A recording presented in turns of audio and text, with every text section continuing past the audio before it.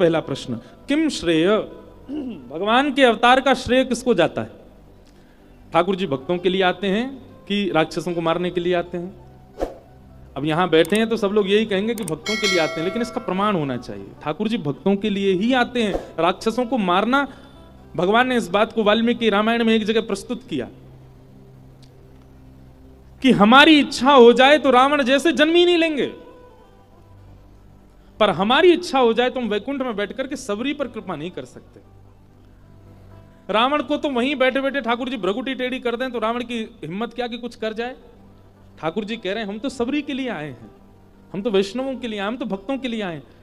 कंस को मारना उद्देश्य होता तो भगवान शंख चक्र गदा पद्म लेकर के प्रकट हुए थे गर्भ से मैया के, चाहते तो उसी समय सुदर्शन चक्र छोड़ के कंस का वध कर देते, लेकिन नहीं, ठाकुर जी कंस को मारना प्रायोरिटी नहीं है। जन्म लेते ही कंस मार देते तो सब लोग यही सोचते कि कृष्ण अवतार कंस वध के लिए ही हुआ है। नहीं, जन्म लेते ही ठाकुर जी वृंदावन गए, गोकुल गए, ब्रज में लीला की, ब्रजवासियों के बीच में रहे, गैया चराई, गायन सो प्रेम कियो, गोप ग्वालन के घर माखन खायो, वो क्रिया की जिसकी आवश्यकता ही नहीं थी एक पर ब्रह्म को। प्रायोरिटी क्या थी? व्यक्ति सबसे पहला समय किसको देता है? जिससे अति प्रेम होता है। ठाकुर जी ने जन्म लेते ही अपने अत्यंत प्रिय जन्म देने वाले माता पिता तक को त्याग दिया कि नहीं ब्रज जानो मुझे। ब्रज आ गए और ब्रज आकर के सबके साथ लीला की, सबके साथ लीला करके प्रेम व्यवस्थित करके स्थापित करके जब प्रेम परिपूर्ण हो गया ब्रजवासियों के चित्त में, तब ठाकुर जी गए कंस को मारने। तो अवतार राक्षसों को वध करने के लिए नहीं है, भक्तों के लिए ठाकुर जी का, हमारे लिए है ठाकुर जी। राधा वल्लभ जी, राधा रमन जी, बिहारी जी पूरे दिन बेचारे एक ही मुद्रा में खड़े हैं। हम एक मुद्रा में खड़े रह सकते हैं? ठाकुर जी खड़े हैं। आप पाषाण मानो तो बात अलग है, लेकिन पाषाण नहीं मानते हो, ठाकुर जी को साक्षात चैतन्य मानते हो, एक ही मुद्रा में रहते हैं। किसके लिए? हमारे लिए, मेरे लिए, आपके लिए, हम सबके लिए।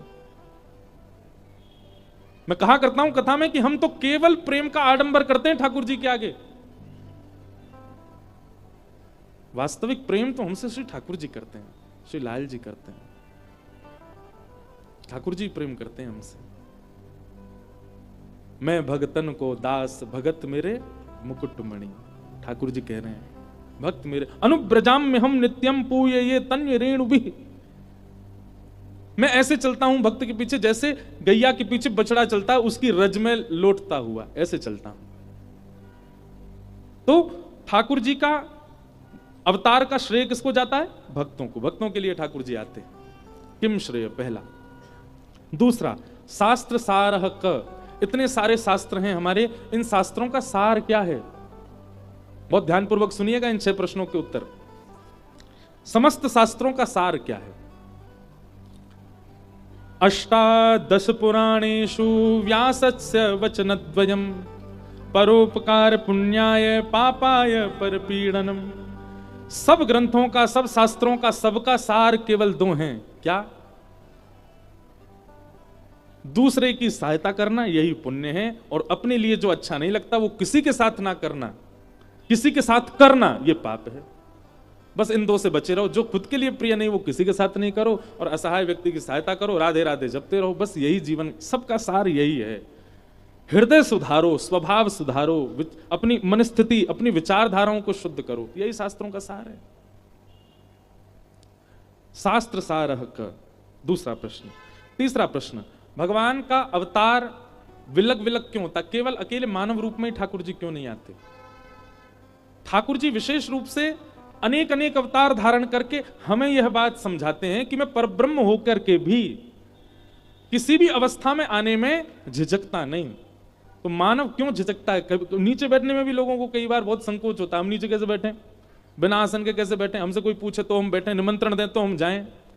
इतने मानीना हम बन जाते हैं। ठाकुर जी अपने अपने अवतारों के द्वारा अपने वर्सेटाइल कैरेक्टर को प्रस्तुत करते हैं कि मैं कुछ भी बनने में सक्षम हूं, किसी भी रूप में आने में सक्षम हूं, और सक्षम ही नहीं हूं, मेरी ये सहजता है। ये सहजता सीखो ठाकुर जी से, दीन बनने में, सरल बनने में। बंधुओं, हम एक बात कहते हैं, शायद मैंने पहले दिन कही थी यहां कथा में, कि हम ठाकुर जी से मांगते हैं कि आप हमें समृद्ध बनाओ, आप हमें धनवान बनाओ, आप हमें योग्य बनाओ। ये सब मत मांगो ठाकुर जी से। ठाकुर जी से केवल ये मांगो कि हमें सरल बना दो, हमें सहज बना दो, हमारे अंदर थोड़ी दया भर दो ठाकुर जी। हम बड़े निर्दयी हैं, हमारे अंदर थोड़ी दीनता लिया, हम बड़े चौड़े होके चलने लग गए आजकल, थोड़ी दीनता लिया हो ठाकुर जी। ठाकुर जी यदि मनोकामना पूरी करते ही हैं तो अपने स्वभाव को सुधारने की कामना क्यों नहीं करते हम श्री ठाकुर जी से? केवल वैभव, केवल संपत्ति, केवल संसार ही क्यों मांगना है?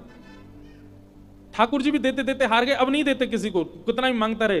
ठाकुर जी कहते हैं कुछ नया लेके आओ तो देंगे। मांगो ना ठाकुर, हमारा स्वभाव सुधार दो, हमारा व्यवहार सुधार दो, हमारे विचार सुधार दो, हमें दीन बना दो, हमें सरल सहज बना दो। ठाकुर जी को वही प्रिय हैं। भोंदू की कथा सुनी है? भोंदू भक्त कैसा है? भोंदू सरल, सीधा, सहज, सच्चा। बहुत दिन से सुनाई नहीं, आज सुनाते हैं। भोंदू भोंदू नित्य एक संत के यहां रहता था और उन संत की गौ सेवा करता था। गौ सेवा के बाद नित्य संत का प्रवचन श्रवण करता था। एक दिन महाराज जी प्रवचन में कह रहे थे, बरहा पीडम नटवर वपुः कर्णयो कर्णकारम विभ्रद वासः कनक कपिसम वैजयंतीम चमालाम रंध्रान वेणु अधर सुधया पूरयन गोप वृंदई वृंदारण्यम स्वपदरमणम प्रावशद गीत कीर्ति। बंधुओं, ये श्रीमद् भागवत जी का बहुत सुंदर श्लोक है। इस श्लोक का चिंतन करके ठाकुर जी का प्रत्यक्ष दर्शन हो सकता है आपको। कोई व्यक्ति नित्य इस श्लोक को गाए, और केवल गाए नहीं, जो जो शब्दावली है उनका चिंतन करे, बहुत सुंदर है। एक क्षण के लिए नेत्र बंद करो और सब लोग चिंतन करो। हमारे नाना जी जैसा चिंतन कराते तो वैसा हम कराएं। वरहा पीड़म नटवर वपुः। ठाकुर जी कैसे हैं? आपीड़ यानी कि मुकुट, मोर का टेढ़ा सा मुकुट ठाकुर जी ने अपने सिर के ऊपर धारण किया है। अच्छा, ठाकुर जी टेढ़ा मुकुट क्यों पहनते हैं? जहां जहां चरण परत प्यारी जू के, तहां तहां मन मेरो करत है छाऊरी। हमारे रसिक कह रहे हैं वृंदावन के, ठाकुर जी टेढ़ो मुकुट या हमारे पहने। जब श्री जी के संग निकुंज में जामे ना, तो श्री ठाकुर जी अपने मुकुट को टेढ़ो करके श्री जी के चरणन के ऊपर छांव बना लें कि कहीं सूर्य को सीधो प्रकाश श्री जी के चरणन में नहीं चलो जाए। हमारी लाडली जी के चरण अति कोमल हैं। अरे कभी कभी चिंतन करे करो, श्री ठाकुर जी बांके क्यों हैं? वो टेढ़े मेढ़े काय क्यों हैं? वो टेढ़े मेढ़े हमारे हैं क्योंकि मुकुट पहन करके, और फिर सूर्य को प्रकाश कहां से आ रहे हो श्री जी के ऊपर, वाह के लिए ठाकुर जी अपने अंग की भंगिमा बनावे, और वाह के कारण ठाकुर जी त्रिभंग लली है गए। एक रास के पद में ठाकुर जी कहते भी हैं, तेरे कुटिल कटाक्ष ने मेरो तन कर धियो त्रिभंग, विचारो भोलो भंडारी, रास में चल श्यामा प्यारी। तो श्री ठाकुर जी मोर का मुकुट पहनते हैं, वो भी टेढ़ा पहनते हैं, तिरछा सा पहनते हैं। क्यों? श्री जी के संग जब निकुंज में जाएंगे तो ताकि वहां से छतरी कर सकें, छांव कर सकें। और टेढ़ा भी नहीं, ठाकुर जी टेढ़ा भी पहनते हैं और आगे की तरफ झुका हुआ भी पहनते हैं। हम मंदिरों में जाते हैं, दूर से दर्शन हो, इसलिए हमको अनुभव नहीं होता। ठाकुर जी का मुकुट आगे की ओर झुका रहता है। वरहा पीणम नटवर वपुः। ठाकुर जी का वपु यानी कि अंग कैसा है? बोले नटवर। नट किसको कहते हैं? नट कहते हैं जिसको देखते ही हमारी दृष्टि दूसरी बार भी देखती हो, उसको नट कहते हैं। मतलब जिसके प्रति आकर्षण होता हो, जो आकर्षण करने वाला है उसको नट कहते हैं। पर ठाकुर जी कौन है? नटवर। आकर्षण करने वालों के भी अग्रगण्य हैं। अरे संसार के सुंदर को तो एक के बाद दोबारा देखने को मन है, लेकिन ठाकुर जी को देखवे के बाद कोई और को देखने को मन ही नहीं होएगा। इसीलिए नटवर, नटवर वपुः। टेढ़ो सो मुकुट पहनो है, और ठाकुर जी हैं कैसे? बोले नटवर वपुः। आकर्षणों में भी आकर्षण करने वाला, जिनका वपु यानी कि श्री अंग है। भौंदू बैठ करके सारे प्रवचन सुनना है, गुरु जी बता रहे हैं। और कर्णयोः कर्णकारम। ठाकुर जी के कान तो दो हैं, पर कुंडल एक ही पहनो है। और वो भी कुंडल काय को पहनो है? कन्नेर के पुष्प को पहनो है। बोले वो पुष्प कैसे पहनो? ठाकुर जी ने अपने एक कान के ऊपर जो खारी जगह वहां पे उलझाए लियो, वहां पे अड़ाए लियो है। और ठाकुर जी वह एक पुष्प को पहन करके चल रहे हैं। तभी मधुमंगल दूसरी तरफ से बोले, लाला जे कुंडल वहां बढ़िया ना लग रहा, यहां पहन ले, जावारे कान में पहन ले। सो ठाकुर जी उसी कुंडल को दूसरे कान में पहन लेते हैं। श्रीधाम आके, लाला नाना मधुमंगल ऐसी बोल लो, वहां बढ़िया ना लग रहा, यहीं पहन ले। सो ठाकुर जी वहां से उतार के फिर यहीं, एक ही कुंडल को बार बार दोनों कानों में बदल बदल के पहनते जा रहे हैं। ठाकुर जी की लीला देखो, शांत ना बैठे, कछु ना कछु करती रहे। कर्णयोः कर्णकारम और विभ्रदवासः कनक कपिसम। ऐसी पीली पीतांबरी पहनी है महाराज कि जा पीली पीतांबरी को देख करके सूर्य भी अपने आप को बादल की ओट में छुपा रहे हो, क्यों? बोले भैया एक सूर्य घूम रहे हो पृथ्वी पर, मेरी आवश्यकता न है। विभ्रदवासह कनक कपिसम। अब भोंदू ताली नहीं बजा रहा, भोंदू तो सुनना है, इसलिए सुनो। विभ्रदवासह कनक कपिसम वही जयंतीम चमालाम। ठाकुर जी ने वैजंती माला पहन रखी है और क्या कर रहे हैं? बोले रंध्रान वेणु अधर सुधया। अपने अधर पर वेणु को धारण करके ठाकुर जी उसको अपने अधरामृत का पान करा रहे हैं, सुंदर वेणु का वाद्य कर रहे हैं। रंध्रान वेणु अधर सुधया पूरयन गोप वृंदई। गोप वृंदों के साथ में श्री ठाकुर जी मध्य में खड़े होकर के वेणु बजा रहे हैं। वृंदारण्यम स्वपद रमणम प्राविशद गीत कीर्ति ही। वृंदावन की पावन रेणु में अपने कोमल कोमल श्री चरणों से ठाकुर जी एक एक चरण आगे बढ़ा करके वेणु बजाते भये ब्रज की गोपियों के चित्त का हरण करते जा रहे हैं। ठाकुर जी भांडीर वन से गैया चरा करके लौट रहे हैं। गौ धूली बेला को समय है, गौरज ठाकुर जी के श्री अंग पर कहीं कहीं लगी भई है। ऐसे बाल कृष्ण। भोंदू बैठ करके सर्वांगीण अंग का चिंतन कर रहा था। ऐसा मुकुट पहना होगा ठाकुर जी ने, ऐसे वस्त्र पहने होंगे, ऐसा कुंडल धारण कर रखो है, ऐसी पाग पहन रखी है, ऐसी वंशी बजा रहे हैं, ऐसी वैजंती माला गौरज ठाकुर जी के श्री अंग पे लग रही है। तभी गुरु जी ने कही भांडीर वन से ठाकुर जी गैया चरा करके वापस वृंदावन आ रहे हैं। भोंदू के नेत्र खुल गए और नेत्र खोल करके उसने मन में विचार किया कि भांडीर वन तो मैं भी जाऊं रोज गैया चरावे, भांडीर वन तो मैं भी जाऊं, लेकिन मुझे तो कभी कन्हैया मिले नहीं, मुझे तो कभी श्याम सुंदर मिले नहीं। मन में विचार करने लगो भोंदू, अरे भोंदू तेने प्रयास ही नहीं कियो कभी खोजवे को। गैया ने लेके जावे और ले जाके उनको चरवे छोड़ दे, खुद पेड़ के नीचे लेट जाए, तेने कभी ढूंढे ही ना। अरे ने कभी आंख घुमातो, ने कहीं दूर तक जाके देखतो। निश्चित ठाकुर जी आज भी, गुरु जी कह रहे हैं इनकी बात में असत्यता नहीं हो सकती, निश्चित ठाकुर जी आज भी आते होंगे। वक्ता की वैष्णव की बात सुनकर के हमारे चित्त में, अब आप ब्रज में जाते हैं, 84 कोस की परिक्रमा करते हैं लोग, और 84 कोस की परिक्रमा करते समय ब्रजवासी वहां के बताते हैं यहां ठाकुर जी ने जे कियो, यहां ठाकुर जी ने जे कियो। जैसे ही लोग कहते हैं ये ठाकुर जी की फिसलनी शिला, यहां ठाकुर जी फिसलो करते, हमारे मन में पास्ट टेंस आता, ठाकुर जी फिसलते थे नहीं। अगली बार जब ब्रज में जाओ कोई कहे यहां ठाकुर जी ने ये लीला, तो करते थे नहीं, करते हैं, इस भावना से देखो, आज भी करते हैं। आज भी लाल जी उस भाव का, उस स्थान का त्याग नहीं करते। भोंदू के मन में यही भावना आई, बोले गुरु जी कह रहे हैं भांडीर वन तो मतलब या को मतलब है अभी भी ठाकुर जी चरावे जामे, मोइए ना दिखे।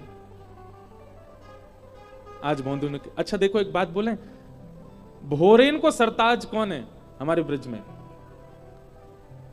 भोरेन में सरताज है हमारी किशोरी जी, सबसे ज्यादा बोली है। ठाकुर जी तो ज्यादा बोल, ठाकुर जी भोरे ना है, बहुत चतुर है, बहुत चंचल है, बहुत नटखट है।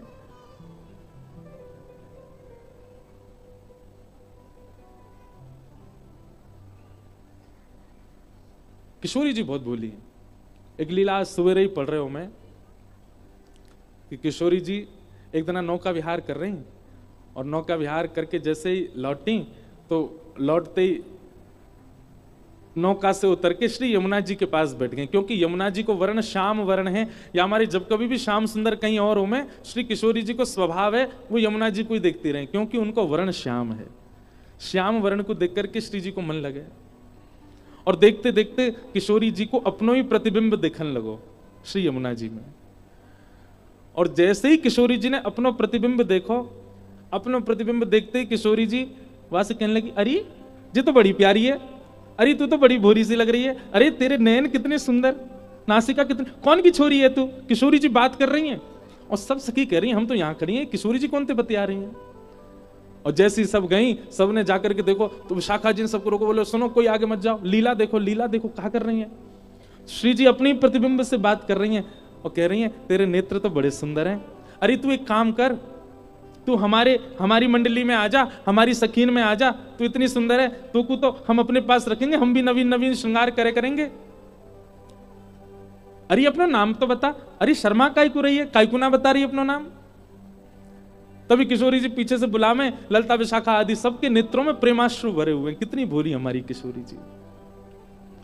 अरे ललते ने कहियो देखियो कि कौन की छोटी सी छोरी है, इतने सुंदर याक की अलकावली, इतने सुंदर याक के नेत्र, इतनी सुंदर नासिका, अरे याक के ओष्ठ तो देख, जब बोले का देख बोल तो रही है लेकिन याक की आवाज ना आ रही, मेरी जैसी बोल रही है लेकिन याक की आवाज ना आ रही।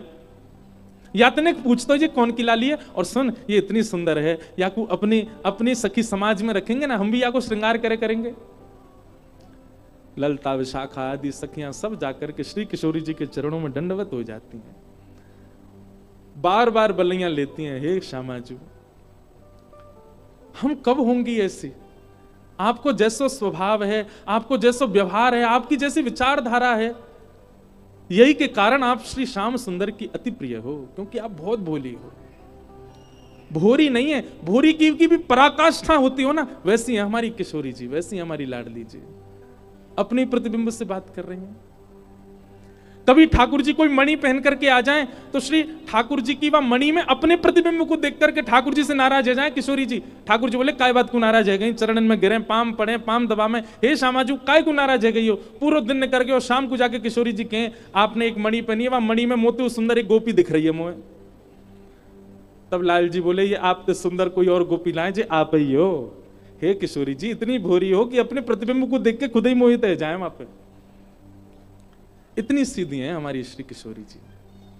वृषभानु की किशोरी सुन गैया होते भोरी, प्रीत जान के हूँ थोड़ी तो है राखेगी शरण, मन भूल मत जइयो राधा रानी के चरण, राधा रानी के चरण, महारानी के चरण, मन भूल मत जइयो श्यामा प्यारी के चरण। एक बात तो सच्ची है भैया, वृंदावन में रहवे वारो, वृंदावन को भजवे वारो, वृंदावन की उपासना करवे वारो,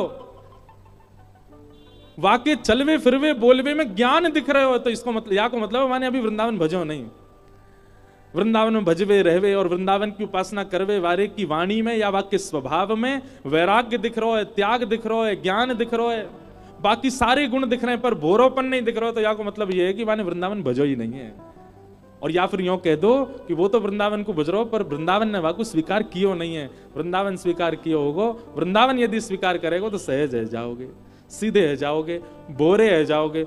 और जादना भोले बन गए, जादना सीधे सहज है गए, वही देना श्यामाजू किशोरी जी श्री ठाकुर जी आपको अपनी सखी समाज में शामिल कर लेंगे। बोले हाँ जे है हमारे लायक या को ले लो। जब तक ठाकुर जी को लगे बहुत चतुर है महाराज, ठाकुर जी भी कहीं दूर ही रह जाते। तो एक बार की एक सत्य घटना है, हमारे परम पूजनीय श्री मलुक पीठ वाले महाराज जी बहुत सीधे हैं, उनमें ज्ञान भी है, आपने भी दर्शन किया, ज्ञान भी है, वैराग्य भी है, त्याग भी है, पर उनकी प्रधानता भोलापन है, ज्ञान नहीं है। तो हमारे यहाँ कथा थी महाराज जी की, बहुत ध्यान से सुनियो, बड़ी अच्छी एक लीला घटी। तो एक बाबा जी आए और वो बाबा जी आके बोले महाराज जी आज मेरा पट्टाभिषेक है। पट्टाभिषेक मतलब अब मैं महंत बनने वाला हूं, तो मेरी महंताई में आपको आना है, मुझे चद्दर उड़ाने और प्रसाद पाने। महाराज जी बोले ठीक है हम कथा कर रहे हैं ठाकुर जी के यहाँ और फिर इंद्रेश जी हमको लेके आएंगे। महाराज जी ने मुझसे कही इंद्रेश जी कथा पूरी होती है वो महाराज जी के यहाँ जाएंगे, उनका पट्टाभिषेक है। मैंने कहा जी महाराज जी। उस दिन था नंदोत्सव, दोपहर 3 बजे कथा प्रारंभ हुई और रात्रि 1 बजे विश्राम हुई। रात के 1 बज गए, दिसंबर का महीना, भयंकर कोहरा। तो मैं गाड़ी चला रहा, कोहरे में आगे दिखे नहीं, तो वहां मलुक पीठ जहां महाराज जी उसके बगल में ही स्थान था, वहीं पर ही वो महंताई हुई थी। तो जैसे हम मलुक पीठ पहुंचे, तो मलुक पीठ पहुंचे हम 2:30 बजे रात में, कोहरे के कारण। तो 2:30 बजे मैंने कहा महाराज जी अब चलें कक्ष में, आप भी विश्राम। वो नहीं वो महंत जी के यहाँ जाना है। मैंने महाराज जी 2:30 बज रहे हैं रात के। नहीं उन्होंने प्रसाद रखा होगा हमारे लिए। महाराज जी हाथ पकड़ के गोपीनाथ बाजार की गलियों में ले गए और जहां वो पट्टाभिषेक हुआ द्वार वार सब बंद हैं। महाराज जी खड़े, हम खड़े, 2-3 और लोग खड़े और महाराज जी बाहर से कह रहे सीताराम, अरे पूरी सब्जी है क्या? मैंने महाराज जी 2:30 बज रहे रात के। महाराज बोले नहीं उन्होंने रखा होगा हमारे लिए, आप थोड़ा गेट खटखटाओ। हमने खटखटाया, संघ वालों ने और जोर से खटखटा, एक आए उसने बहुत जोर से खटखटा, भीतर से बाबा ने दी गालियां, महाराज कौन है रात में आ गया आश्रम में, और ये कोई रात में आने का समय, भागो यहां से। अरे महाराज जी बोले, अरे हम आए हैं। बोले कौन हम आए हैं, कौन हम है, तुम्हारा नाम नहीं है कुछ। महाराज जी बोले, अरे हम मल्लुक पीठ वाले महाराज जी आए हैं। तुरंत उन्होंने द्वार खोला, अरे अरे महाराज जी हमसे, हम तो गलती हो गई चरणों। बोले हमारे लिए पूड़ी बचाई आपने। महाराज जी भंडारा तो सब चट्ट हो गया। बोले कोई बात नहीं, कुछ तो होगा। बोले हाँ महाराज जी कुछ केला रखे। बोले लाओ वही दे दो। वही केला लिए, हमको दिया, खुद लिया, सबने। अब मैं देख करके कहूं, मैंने कहा कितने भोरे, कितने सहज, कितने सरल, कितने सीधे, और ऐसे ही ठाकुर जी को प्रिय होते हैं। जरा सा भी जिसमें एक भाव आ जाता, मैं कुछ हूं। क्यों कहते हैं चैतन्य महाप्रभु तृणादपि सुनीचे न, क्यों तृण के समान बन के रहो? क्योंकि ठाकुर जी को वही प्रिय है। अपनी मंडली में ठाकुर जी तब तक नहीं लेंगे जब तक भोंदू नहीं बनोगे, भोरे नहीं बनोगे, सरल नहीं बनोगे, सहजता नहीं आएगी। हमारा भजन थोड़ा बढ़ जाता है, एक दिन पहले से ज्यादा माला कर लेते हैं तो हमको अभिमान हो जाता है। अरे कितनों को तो आज भी हो गया होगा, क्या सुबह 4 बजे उठे हम, प्रभात फेरी में पूरे नाचे गाए चले, इसका भी अहम हो गया होगा कईयों को। अहम शून्य कौन है? अहम शून्य ही ठाकुर जी स्वीकार करते हैं, और अहम शून्य बनना है हमारी श्री जी को नाम रटो, हमारी किशोरी जी को जपो। तो भोंदू ने सोची कि महाराज जी तो रोज ही गैया चरावे आते होंगे, मोए ना मिले। दूसरे दिन भोंदू पहुंच गया, गैया सब चल रही थी, भोंदू तो लेके अपनी पोटली और इधर उधर ढूंढने लगो, कहीं श्याम सुंदर मिलेंगे। गुरुजी ने बताया था सांवला भेष है, पीली पीतांबरी पहनते हैं, वैजंती माला पहनी होगी। 1 दिन 2 दिन 3 दिन 4 दिन बीत गए, रोज भोंदू ढूंढता, लेकिन ठाकुर जी उसको मिले नहीं। ठाकुर जी को भी दया आ गई, बोले बताओ पूरी दुनिया मंदिर में खोज रही है, जो मुझको वन में ढूंढ रहा है, क्योंकि गुरुजी ने कह दी भांडीर वन में ठाकुर जी गैया चरावे जाम है।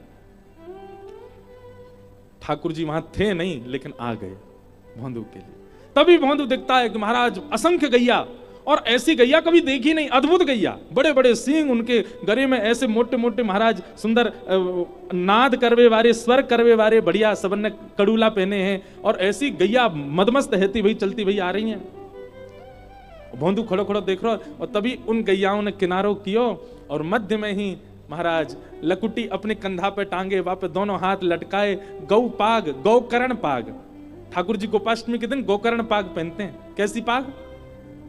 हम अपने लाल जी को कभी कभी धराते हैं। उस पाग में क्या होता है कि 2 तो कान निकरिया में यहाँ पे, 2 सींग निकरिया में यहाँ पे, और ऐसे कान आ जाए नीचे, तो वो गोकर्ण पाग। ठाकुर जी गैया की तरह पाग पहने, ऐसी करके पहनेंगे कि 2 सींग निकरिया है और 2 कान यूं लटक आए। उस दिन ठाकुर जी आभूषण नहीं पहनते। श्रीमद् भागवत जी के वेणु गीत में वर्णन है, ठाकुर जी लोमना को श्रृंगार करें। लोमना कहा है गैया के पैरन ने बांधवे की जो रस्सी होवे दूध काटते समय, वो गैया के पामन की रस्सी को ही ठाकुर जी आभूषण बना के गले में पहने, एक हार के भांति, एक एक अपने हाथ पे बांध लें, कमर पे बांध लें, बाजूबंद पे बांध लें, लोमना को श्रृंगार। आहा, गौरज उड़ उड़ करके ठाकुर जी के अंग पे लग रही, और ठाकुर जी चलते भय भोंदू के पास आ रहे हैं। भोंदू दूर से देख करके आनंदित है, रोए, देखते ही रह गयो ठाकुर जी को। ठाकुर जी बोले, अरे तेरो नाम कहा है? भोंदू तो भूल गयो मेरा नाम कहा है। ठाकुर जी को देखवे लग गयो, बोले मैं आपको छू के देख लूं? बोले हाँ देख ले। ठाकुर जी को स्पर्श करे, त्यों त्यों वाक्य नेत्रन से अविरल अश्रुधार गिरे, शरीर कंपायमान है गयो। ठाकुर जी ने पकड़ो, अरे तू तू तू रो काय क्यों रो, तू कांप काय क्यों रो, मैं कोई हवा थोड़ी हूं, अरे मैं जय जय हूं, अपना नाम बताए दे, तू कौन है? भोंदू ने कही मेरा नाम है भोंदू। और जैसे ही वाने कही भोंदू, ठाकुर जी बोले कहा बताई तेने, कहा नाम है तेरो? बोले मेरा नाम है भोंदू। भोंदू सुनते ही ठाकुर जी तो इतनी जोरते हंसते हंसते हंसते ठाकुर जी गिर गए, लुढ़क गए, पेट पे हाथ धर के ठाकुर जी जोर जोरते हंसे, और फिर उठ के पूछे तेरा नाम क्या है? बोले भोंदू। और फिर सुन के ठाकुर जी हंसे, बोले जय तेरा नाम है? बोले मेरा असली नाम तो कछु और है, पर सब प्रेम तो मुझको भोंदू बुलाम है। ठाकुर जी बोले मेरे घरे लग जा, तेरा नाम इतना सुंदर, अरे भैया तेने इतनी हंसी कराई दी, इतने दिना बाद में आज जोड़ते हंसू, मेरे घरे तो लग जा। भोंदू को वो सब प्रदान कर रहे हैं ठाकुर जी जो उसने कभी सोचा नहीं। रूप माधुरी का दर्शन कर रहा है। एक पद हम गाते हैं, हरि जी हम कब होंगे ब्रजवासी, है ना, पर मेरा मन है, और मैं आज व्यास मंच पे ही भावना आ रही है पर मैं कभी ना कभी ठाकुर जी के लिए एक पद ऐसे ही लिखूंगा जहां मैं ठाकुर जी से हम यूं कहें, ठाकुर जी हम कब होंगे भोंदू, हम कब होंगे सीधे, हम कब होंगे सीधे, हम कब होंगे वो सहज जासे आपको हम भा जाएं। ब्रज में बसनो अब कठिन नहीं रह गया, धन के बल पे सब बस रहे हैं ब्रज में जाके, लेकिन ब्रज में जैसे बसने वाले को जैसा स्वभाव होना चाहिए वैसा कोई को नहीं रह गया है। ठाकुर जी भोंदू को देख रहे हैं, नेत्रन में हंसी के कारण छोटे छोटे बिंदु आ गए ठाकुर जी के अश्रु के। ठाकुर जी पहुंच रहे हैं और कह रहे हैं अरे बैठ जा भोंदू आजा। अरे भैया कछू कहते रहो, नाम बहुत जोर को है, कौन ने धरो? बोले मेरे गुरुजी और सब गौशाला के लोग मोकू भोंदू के हैं। ठाकुर जी बोले वाह भैया तेने बड़ा आनंद किया, चल कछु लायो है, चल मोकू कछु पवा दे। भोंदू बोलो आप वही हो ना जिनके बारे में गुरुजी बताते हैं? ठाकुर जी बोले तेरे गुरुजी कौन के बारे में बता, मौका पता कहा बता मैं तेरे गुरुजी? बोले गुरुजी बता मैं आप सांवरे सांवरे से हो, मोर मुकुट पहनो, नंद बाबा के लाला हो ना आप? ठाकुर जी बोले हाँ मैं नंद बाबा को लाला हूं। जसोदा जी आपकी मैया है ना? बोले हाँ वो मैया है। अरे हमारे गुरुजी खूब बताए आपके बारे में, एक बार आपने मैया की एक मटकी फोड़ दी, मैया ने आपको उखलते बांध दियो ना? ठाकुर जी बोले हम बे वही हूं मैं। आपने कालिया नाग के ऊपर एक बार नृत्य किया ना जमुना जी ने कार के? बोले हाँ मैं वही हूं। ठाकुर जी को भी इतना प्रिय लग रहा, कितना भोला है ये। अब बात ही बना तो रहेगो कचुप पवावे को। बंधु बोला हाँ मैं लाया हूं, 2 रोटी लाया हूं। रोटी खोल करके और महाराज बीच में गुड़ रख दियो, मिर्च रख दी। बोले जय जय जय लाया हूं आप पालो। अरे जे तो बहुत जोर को ला दे। ठाकुर जी महाराज भोंदू की वो रोटी लाई और वहां में गुड़ बीच में चुपड़ लियो और नेक नेक लेकर के ठाकुर जी प्रेम से पाने लगे। एक रोटी पा गए, वो मुझे तो और भूख लग रही है, ला एक और दे दे। भोंदू बोलो जी मेरी है, 2 ही लेके आयो मैं। बोले तो दे दे, कहा जा रहा है, मैं भूखा रह जाऊंगा फिर। ठाकुर जी कह रहे ना दे दे, चल तू अब मां जाके खा लियो। अच्छा एक काम करो आधी आधी खा लो। आधी ठाकुर जी को, आधी दही नहीं माने, भोंदू है बेचारा सीधो है। ठाकुर जी तो उसके चिंतन में चले गए, कितना भोला, कितना सीधा, कितना प्यारा। ए भोंदू देख हम भूखे रह गए, हमारी खुराक ज्यादा है। जसोदा मैया ये एक आध रोटी ना पवावे हमको, सबरी रोटी बना के सामने धर दे, लाला तेरो जितनो मनो पाले, बाकी के सब पूरा परिवार पालेगो। और वही विधा आज भी मंदिरों में प्रसाद की है। पूरी की पूरी कढ़ाई का भोग जाएगा ठाकुर जी के सामने। लाल जी जितना आपकी रुचि हो आप पाओ, जो बच जाएगा बाकी सब लोग प्रसाद में ले लेंगे। भैया तू हमारे काजे ने ज्यादा सो प्रसाद लियो, हमें भूख ज्यादा लगे। भोंदू बोलो ठीक है जैसे कल ले आऊंगा। और भोंदू भी सहजता से चला ही गया। हम आप होते पकड़ लेते, ठाकुर जी चिपक जाते ठाकुर जी थे, पर यहाँ ठाकुर जी चले गए, भोंदू चलो गए। भोंदू ने किसी को आगे कुछ नहीं बताया। उसको लगा ये सब लोग मिलते ही हैं ठाकुर जी से, मुझे आज पहली बार मिले हैं। गुरुजी इतने अच्छे अच्छे वर्णन ठाकुर जी के करते हैं क्योंकि गुरुजी मिले होंगे उनसे। गुरुजी ने तो प्रत्यक्ष लीला देखी होंगी। मैं ही अभागा हूं, मुझे इतने दिनों बाद दर्शन भये। भोंदू बैठा बैठा आज भी प्रवचन सुनना था और आज नेत्रों से आंसू गिर रहा है। क्यों? क्योंकि प्रवचन में गुरुजी जो सुना रहे हैं उनसे वो देख के मिल के आया है। अगले दिन भोंदू ने रसोई घर में जाकर के रसोईया थे कि हाँ भैया आज ने कछु ज्यादा सी रोटी दे दो, 5-6 रोटी दे दो। ए भोंदू तू इतने वर्षन से 2 ही खावे, 5-6 लेके कहां जाएगा? अरे अब तुम्हें कहा बताऊं, वहां पे एक मेरे मित्र आमे नंद जी के लाला, यशोदा मैया के लाला, बड़ी भूख लगे उनको, बहुत पेटू है। मेरी रोटी खा के कल आधी मिली मुझे, बस उनके काज दे दो, उन्हें खवानो है। रसोईया बोलो तू गुरुजी से आज्ञा दिलवा दे तब देंगे। भोंदू गयो गुरुदेव के पास, गुरुजी प्रणाम। गुरुजी ने कहा रसोईया तो कह दो आज मैं 6 रोटी दे देगो। बोले ए भोंदू तू 6 रोटी क्यों ले जा रहा है, तू तो 2 ही रोटी खावे। अरे गुरुजी मैं वही बात बता रहा हूं, महा श्याम सुंदर आम है, नंद नंदन आम है जिनकी आप लीला सुना में। गुरुजी हैं तो बड़े प्यारे, जैसी आंख आप बताऊं बात तो ज्यादा सुंदर। मुस्कुरा में तो ऐसा लगा कि गुरुजी बस देखते ही रहो उनको, बहुत प्यारे हैं गुरुजी, पर बहुत पेटू हैं, बहुत खामे हैं। कल मेरी सभी रोटी खा गए, वो तो मैं छीन लाया, आधी खा ली मैंने, नहीं तो भूखे ही रह जाता मैं। तो उनने मुझसे कही कि नहीं ज्यादा ऐसी रोटी लाई, या हमारे 6 ले जा रहा हूं गुरुजी, आप आज्ञा दे दो। सरल व्यक्ति का एक स्वभाव बन जाता है कि वो झूठ बोलना नहीं जानता। एक सीधे व्यक्ति का एक स्वभाव, एक गुण उसके अंदर निर्मित हो जाता है कि उससे झूठ दूर रहता है। फिर उससे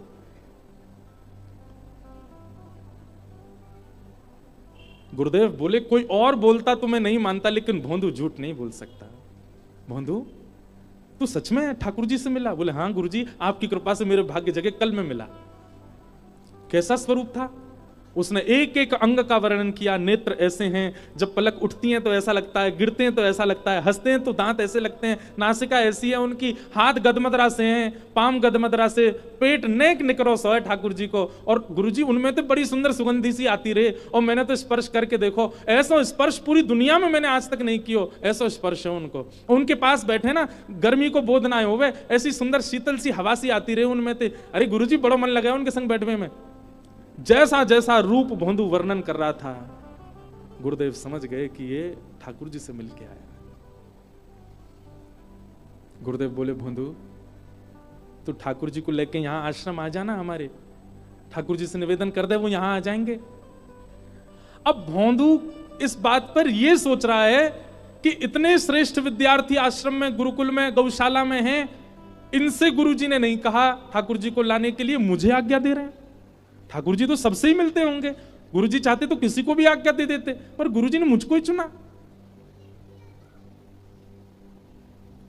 भोंदू तो सरल सहज इतना भावुक हो गया, बोले गुरुजी मैं लेके आऊं ठाकुर जी को? बोले हाँ तू लेके आ।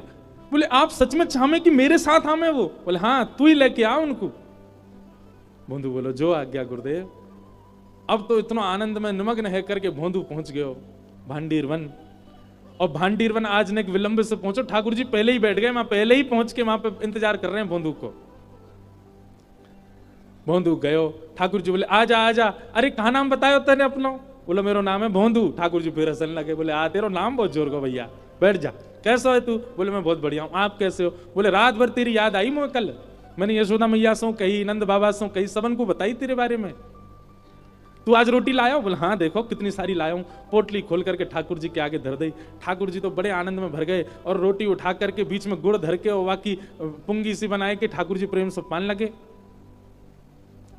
भोंदू बोलो जय जय ठाकुर जी, आज पहली बार गुरुदेव ने मुझसे कछु काम की कही है, और मैं चाहूं या काम को मैं भली भांति कर दूं। ठाकुर जी बोले कहा काम कहो? बोले गुरु जी मुझसे कह रहे हैं कि तू ठाकुर जी को लेके हमारे आश्रम आ जा। अब आप तो मेरे मित्र है गए हो, गुरु जी चाहते तो कोई भी शिष्य से कह देते, पर उनने मुंह को ये काम दियो पहली बार। आप कृपा करो ना, मेरे संग चलो ना गुरुदेव के आश्रम। ठाकुर जी रोटी खाते जा रहे हैं और बोल रहे हैं देख भोंदू तू जो कहेगा सब काम करेंगे हम, लेकिन जो गुरु जी बीच में मतलब है, तेरो मेरो संबंध है, तू मेरो सखा मैं तेरो सखा।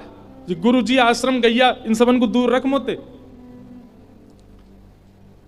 चरणों में गिर गए। बोले अरे जय जय, मैं तो आपको जानतो ही ना हो, मैं तो इतने दिन से भांडीर वन आ रहा हूं गैया चरावे, मैंने आपको कभी देखो ही ना है। सके आप मेरे बगल से निकसे भी होंगे, पर मैं आपको जानतो ही ना हो तो मैं कैसे पहचान? वो तो गुरुजी ने मुझको आपकी कथा सुनाई, तभी तो मैं आपको जान पाया हो। जिन गुरुजी की कृपा से आप मुझको मिले, उन गुरुजी की आज्ञा है, आपने चल दो ना मेरे संग। ठाकुर जी बोले चाहे जो हो भैया, हम तेरे गुरुजी तो ना मिलेंगे, तोते मिलेंगे बस। भोंदू बोलो नहीं मिलोगे गुरुजी ते? ठाकुर जी बोले ना मिलेंगे। अंतिम बार पूछ रहा हूं, नहीं मिलोगे? ठाकुर जी बोले ना मिलेंगे ना मिलेंगे ना मिलेंगे, बस तोते मिलेंगे। भोंदू ने सबरी पोटली उठा ली। बोले तो फिर ये रोटी वो गुरुजी के घर की है, इन्हें मत खाओ। हाँ सबरी खत्म करते जा रहे हैं। ठाकुर जी बोले अरे तो रोटी तो खान दे ना, जो गुरुजी के आश्रम में बनी है जी का खाओ। और पोटली सबरी बांध ली। ठाकुर जी के हाथ में आधा सौ ग्रास बचो। भोंदू ने हाथ पकड़ के बोले जब वो छोड़ दो, जो गुरु जी को है दे दो। अरे तो जाए तो खान दे, ये तो आधो बचो ना ना, ये दे दो। और लेके अपने मुंह में भर लियो, खा गए। अरे मैं कह रहा हूं हमारे गुरु जी ने मिलवाए हैं आप, हम और तुम उन्हीं के पास नहीं चलोगे? ठाकुर जी बोले भैया देख तू अब चाहे गुस्सा है जा, तेरे गुरु जी तो ना मिलेंगे, हम बस तो मिलेंगे। तो भोंदू बोला ठीक है, तो जा पेड़ ते या पेड़ तक, या कि पल्ली पार तुम्हारी है या इल्ली पार मेरी है। कल लेते गैया चरावे आएंगे, इल्ली पार अगर तुम आए, पल्लंकू ही नहीं हो, उल्लंकू मत ही हो, नहीं तुम्हारी गैया ने लेके भाग जाऊंगा मैं। ठाकुर जी को धमकी दे रहा है। और सुनो आज ते आम पाम 100 साल की कट्टी, दूर नहीं हो मोते, मेरो कोई तुम्हारो संबंध ना, 2 दिनाक को सखत्व, हमारे गुरु जी को जो नहीं है बातें, हमारा कोई संबंध नहीं। ठाकुर जी बोले तू जाने ना है हम जय जय हैं। बोले जय जय हो चाहे जो हो, हमारे गुरुजी ने मिलवाए, अगर चाहो कि मैं तुमसे मिलूं या बैठूं तो मेरे गुरु जी के पास चलो। ठाकुर जी बोले, मैं तो नहीं जाऊंगा। ठीक है, मैं जा रहा हूं। और अपनी गैयान ने घेर के, महाराज भोंदू तो चल पड़ो। ठाकुर जी कह रहे, ए भोंदू। भोंदू नहीं पीछे मुड़ के भी देख रहा। दूसरी बार बोले ठाकुर जी, भोंदू, अरे नहीं देख तो ले। भोंदू नहीं देखा। जब तीसरी बार ठाकुर जी ने कही, भोंदू, जब भोंदू ने अब भी नहीं देखा, तो जिस प्रकार कोई व्यक्ति अपनी प्रियतमा के लिए व्याकुल हो जाता है, ऐसे श्री ठाकुर जी भोंदू के लिए व्याकुल हो गए। अरे जी देखे ही ना रो, जी पलटे ही ना रो। ठाकुर जी को लगी नेक दूर जाके आ जाएगा, लेकिन भोंदू नहीं लौटो। चलते ही चलोगे, चलते ही चलोगे। थोड़ी दूर तक भोंदू दिखो। जैसे ही भोंदू दिखनो बंद भयो, ठाकुर जी अपने आप को रोक नहीं पाए।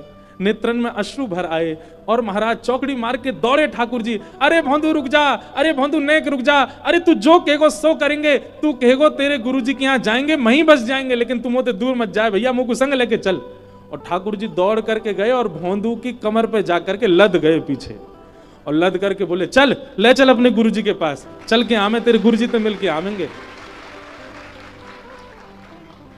गैयान के बीच में कैसी सुंदर छवि है। पत्रो दुबरो सो भोंदू और श्याम सलोने नंद नंदन वाकी पद्दी पे चढ़े हुए पीछे। पीछे ते ऐसे हाथ दे करके दोनों पाम ठाकुर जी के यूं हाथ में उठा रखे हैं, और भोंदू लेकर के ठाकुर जी को अपने आश्रम आ रहे हैं। गुरु जी ने देखी गैया आ गई। गुरु जी द्वार पे आके खड़े गए, और जैसे ही गैया आती गई, तभी ऐसा दृश्य देखो। भोंदू की पद्दी पर श्री ठाकुर जी साक्षात नंद नंदन मंद मंद मुस्कुराते भय, वाके कान में कचू खाना पूसी करते भय आ रहे हैं। भोंदू तो कह रहे हैं, चाहिए तेरा गुरु, जाके कारण तू मुझे छोड़ के भाग रहो, दारी के अबड़ी उड़ा दूंगा मैं, जाके कारण तू मुझे छोड़ रहो। नहीं गुरु जी, हमारे गुरु जी बड़े भोरे हैं, इनको दर्शन दे दो। ठाकुर जी को देख करके गुरु जी तो वहीं मूर्छित हो गए। उनको विश्वास ही नहीं हुआ कि ठाकुर जी आ गए। भोंदू ने गोद में उठा लिए, जल को छिड़काव किया, और जल को छिड़काव करके जैसे ही पुनः गुरु जी के नेत्र खुले, नंद नंदन सामने खड़े हैं, बाकी अदा से मंद मंद मुस्कुरा रहे हैं। भोंदू जैसे ही गुरु जी खड़े हुए, भोंदू खड़ा हुआ, ठाकुर जी ने खींच के भोंदू अपने ऐसे गले में गलवैयां डाले खड़े गए। गुरुदेव ने भोंदू को प्रणाम किया। पहले भोंदू बोलो, जी कहां कर रहे हो गुरु जी? बोले, भैया परिवार त्याग दियो बाल्यकाल में, आज 60 वर्ष है गए घर छोड़े भय। कौन से उपनिषद नहीं पढ़े, कौन से वेद नहीं पढ़े, कौन से शास्त्र नहीं पढ़े, कौन कौन से नियम व्रत अनुष्ठान नहीं किए हमने, लेकिन आज तक ठाकुर जी के दर्शन नहीं भये। धन्य है भोंदू, तेरो ये भोलोपन, तेरो ये सीधोपन, तेरी ये सरल भाव, तेरी ये सहजता, जैसे आज साक्षात त्रिलोकीनाथ तेरे कंधा पर चढ़ के आए हैं। ऐसा सुख तो कोई ज्ञानी को भी ना दे में ठाकुर जी जैसा तू को दियो है। ठाकुर जी के सामने भोंदू को प्रणाम कियो, अंत में ठाकुर जी को प्रणाम कियो। ठाकुर जी बोले, गुरुदेव जा भोंदू को हम हमेशा के काजे लेवे आए हैं। और ठाकुर जी ने भोंदू के गले में गलवैयां डाली और देकर के ठाकुर जी अपनी श्री निकुंज में भोंदू को लेकर के वहां से प्रस्थान कर गए। बोलो भक्तवत्सल भगवान की। हमारे अंदर सब गुण हैं, पर हम भोले नहीं हैं, हम सहज नहीं हैं, हम सीधे नहीं हैं, सरल नहीं हैं। इसे ठाकुर जी से मिलने में कहीं ना कहीं बाधा बनी रहती है, ठाकुर जी से मिलने में कहीं ना कहीं रुकावट आती है। भोरो बनना है तो हमारी श्यामाजू की शरण में आओ।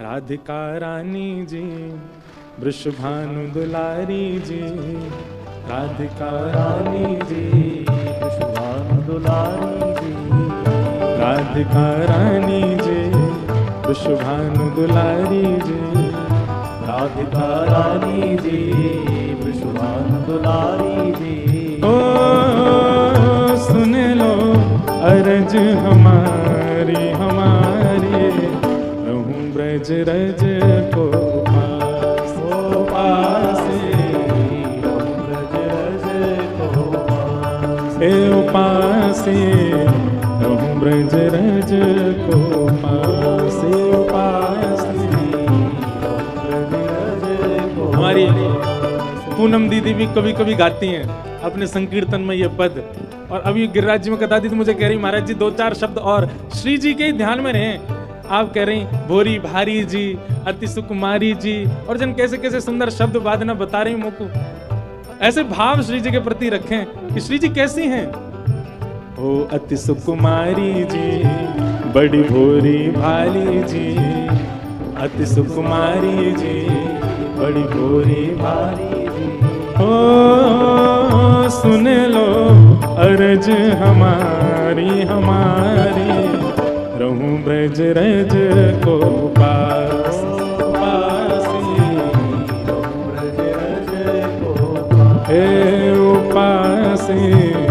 रहूं ब्रज रज को पासी।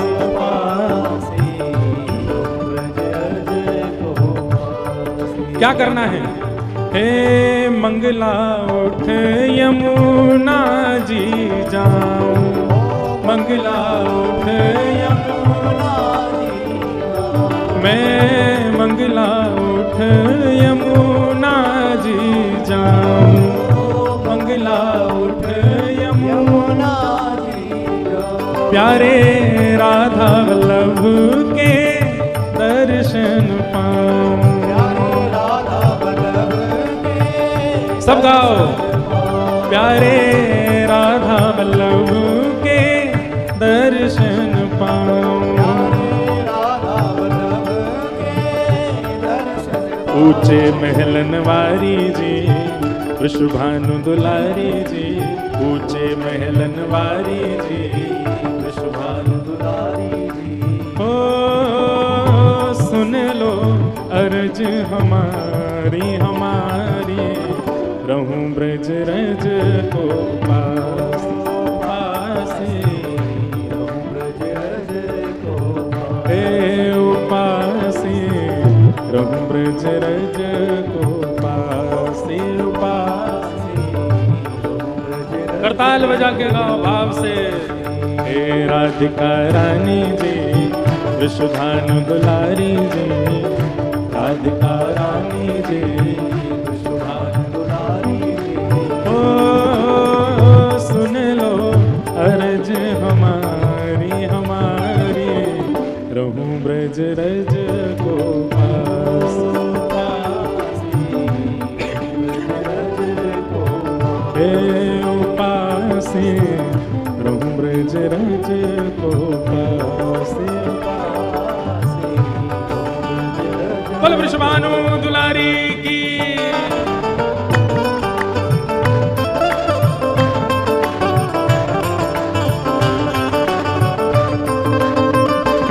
बोल वृषभानु के जमाई की।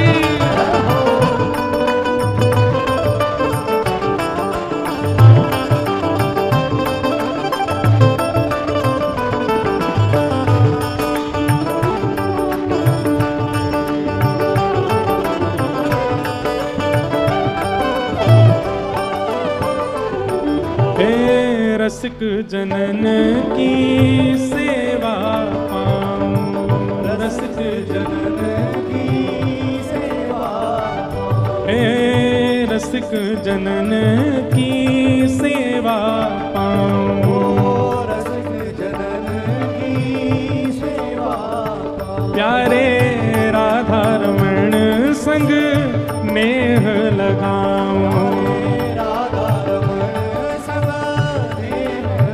ओ प्यारे राधा रमण संग नेह लगाऊं,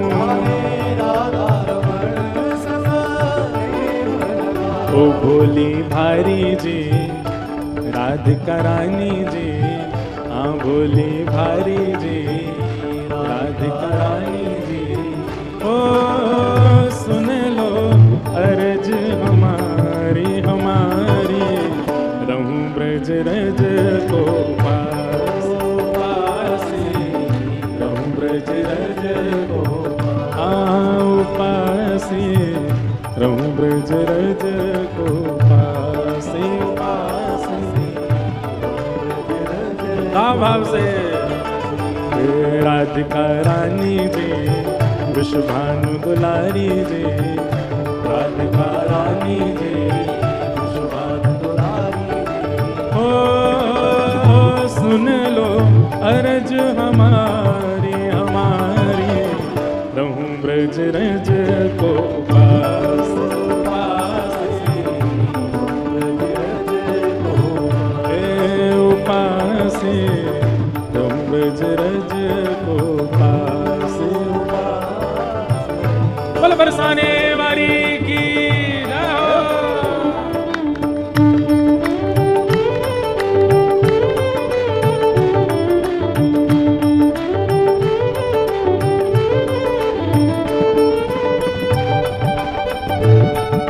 बोल कृष्ण मनोहारिणी की।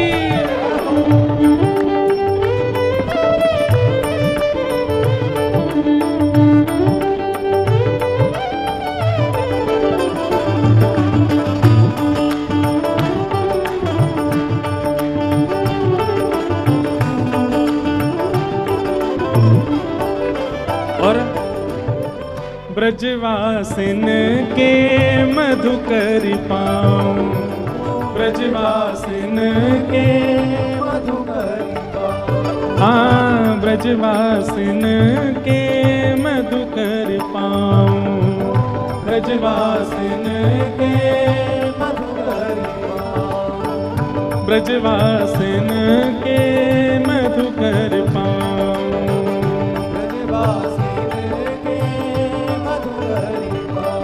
कौन कौन ने मधुकरी पाई है कभी ब्रज में आके? भैया देखो एक बात बहुत ध्यान रखियो मधुकरी के लिए।